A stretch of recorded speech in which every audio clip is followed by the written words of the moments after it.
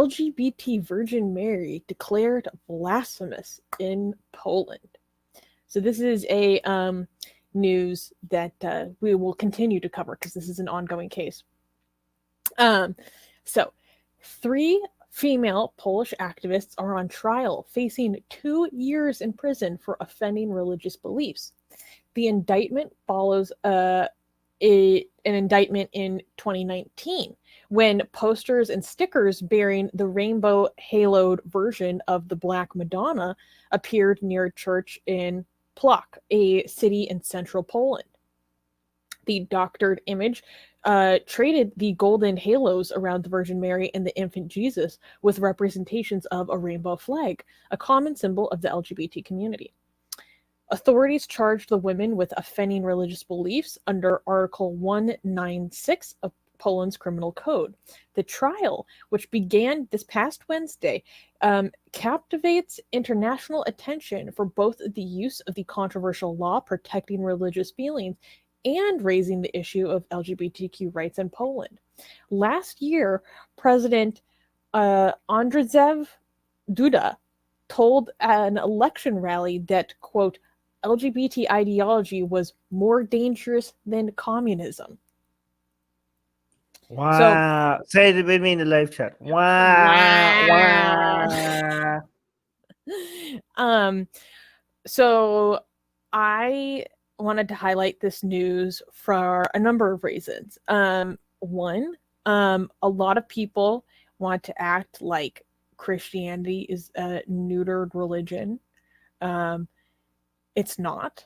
It just depends on where you live, right? Because a lot of times when we were talking about the whole blasphemy controversy surrounding the Prophet Muhammad or Sexy Kali, people are like, oh, like people could do this about Jesus and no one cares anymore, right? That's actually not true. People do care, and people are being criminalized for this just in other countries, okay? So I wanted to highlight that because we need to highlight that Christianity still has a problem with blasphemy, okay? We haven't moved on from this. Okay, it's rare or more rare, but it's still a problem. No, wait. It's not rare. It's rare for it to become government policy to be this homophobic. It's Christians being homophobic is not rare, but being government policy to be this homophobic is rare. We will. It's the homophobia that's present in a lot of countries' criminal codes, to be fair. But it is more rare for a heavily Catholic country to have it in the law about this clause of hurting religious feelings. That's not something we see in Europe as much nowadays. That is more rare. So that's what I was referring to. I'm talking about this blasphemy charge. Of note, the International Lesbian, Gay, Bisexual, and Trans Intersex Association ranks Poland as the most anti-gay country in the European Union. Guys, this is the European Union, and this is what's occurring here. But I wanted to cover this news because the first hearing was this past week. So we're going to continue to get more information on this case, and I'm going to continue to highlight it for the reasons I mentioned previously. And this news article that our editor wrote actually taught me some things that I didn't know about this case because we've covered this before. So they created these stickers of the Virgin Mary with the halo for a specific reason that I didn't know about before. They created the stickers and posters with an LGBT flair in protest of an Easter display the church put up listing sins that believers were supposed to fight against. Sins like greed, hate, envy, and also LGBT and gender. The images quickly became widespread on social media and appeared on banners at subsequent LGBT equality parades, meaning the images of the Rainbow Mary. One of the 3 women accused said, what I saw was hatred, contempt, aggression. And then added that they made these stickers to protest the hypocrisy of the church, which hasn't dealt with pedophilia, okay, code word for an attraction to very young people, Okay, pedophilia. The church hasn't dealt with pedophilia scandals while attacking LGBT people. So I actually didn't know that this poster originated because this local church was saying that LGBT and gender was a sin that had to be actively fought against, so this was protesting something very specific, and then it took on a greater life throughout Poland. And so they were putting up posters with the same image with the words like "rainbows don't offend," on several churches in Warsaw, and the ruling Law and Justice Party, which is the ruling party of Poland's offices. And then, so there were some other instances where it came up in different cities where it became even more popularly known and more controversial. So, yes, this is, we're going to continue to follow this. And someone in the chat was saying that we need LGBT marry blasphemy. And I agree. Yes, actually, can we make an art specifically dedicated to Poland's government with a lesbian Mary? I don't know who her partner will be, but with also but with also the halo should be LGBT flag. But we should make that, and we should make a blasphemous art dedicated to that, and also try to get it in the news that this is a dedication, a gift from Atheist Republic to put the Polish government. I have a great suggestion by the people in the live chat who came up with this. I literally added it to our list right now. Yeah. I do want to know what the EU is doing in response to this. I mean, this is not the standards that EU should be like accepting. Are they heavily pushing? Are there consequences for Poland because of EU for this? That's one question. Second, just to clarify, I know some people are going to say, guys, this is old news. As Susanna mentioned, the reason why this is being covered now is because she was charged in 2019, and now this is the trial and all that. That's the recent news. Yes, the charging, that's old news. That's 2 years old. But the trial and every updates with regards to trial brings this news back to attention. So, and one thing else I want to mention before we go to Rivka, I do want to say that this is getting a lot of attention because LGBT rights is very good. Rights movements and groups and outlets and platforms and podcasts and YouTube channels and left-leaning human rights activists are very, very good at highlighting the anti-LGBT and the homophobic angle of this.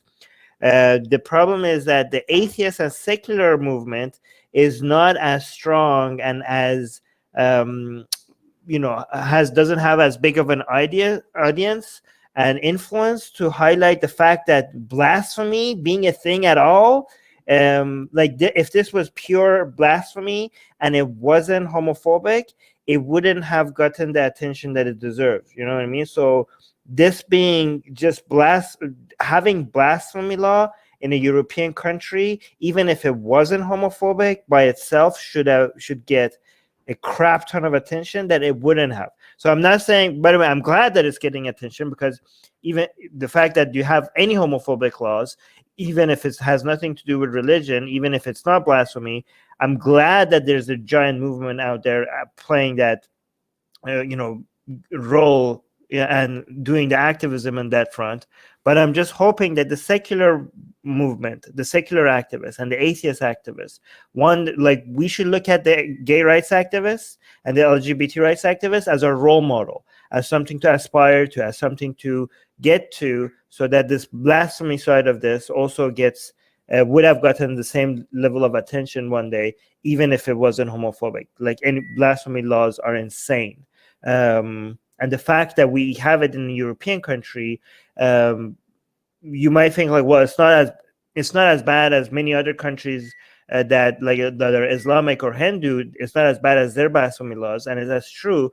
But this excuses them, because if you go after India, after Pakistan, after Iran, after Saudi Arabia, with their much harsher, much more barbaric blasphemy laws, they always use countries like this as look, even Poland has blasphemy laws. right? Even the countries that even European countries that are supposed to be the role model for human rights, even they have blasphemy laws. What are you coming at us for? We're just doing the same thing. I know that's ridiculous, but they do use it as a way to justify their blasphemy laws, right? Yeah, so they say, what? I said it's about consistency. Yes. So this is like going after Poland is not just for the sake of making Poland a better place. It's also for making sure that this doesn't set a precedent for other countries to do the same thing. Rivka, you want to say something? Yeah. Mostly my thoughts concern the fact, as you were saying, that this is happening in the European Union, which clearly these ideas of blasphemy laws and then the government punishing people for an opinion or a piece of art, whether folks like it or not, seems to go against a lot of what the European Union stands for. And so I'm wondering if this is going to be brought to the court in the European Union, should they be convicted, because that to me would be the next step. I mean, Poland being part of the union, they have certain rights, but they also have certain responsibilities and certain things that they need to conform to in terms of, civil rights laws and things like that. So I certainly hope that, should something happen and they are convicted, that this will then further go to the European Union court. And it'll be interesting to see what would happen then in that case, because Poland is becoming much more authoritarian and definitely returning to a lot of anti-Semitism. There's a lot of homophobia and outright bigotry perpetrated by the government on people. So that right there, at least in my opinion, sort of puts their membership in the European Union a little bit in question. It's debatable. Yeah, Luke had a hilarious comment regarding the original poster that inspired this, of the listing of sins. Ah, yes, the 8 deadly sins: wrath, lust, envy, sloth, pride, gluttony, greed, and gender.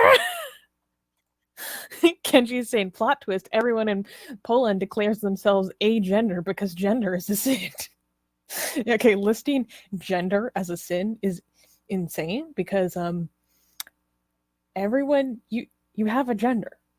It's a little overbroad, to say the least. It's like when people equate gender studies with women's studies. It's like, no, gender study, everyone has a gender. Okay, women's studies is women's studies. There's a difference, you guys. Like, or when people equate sexuality studies with gay studies. No, one is a sub-label of the larger thing.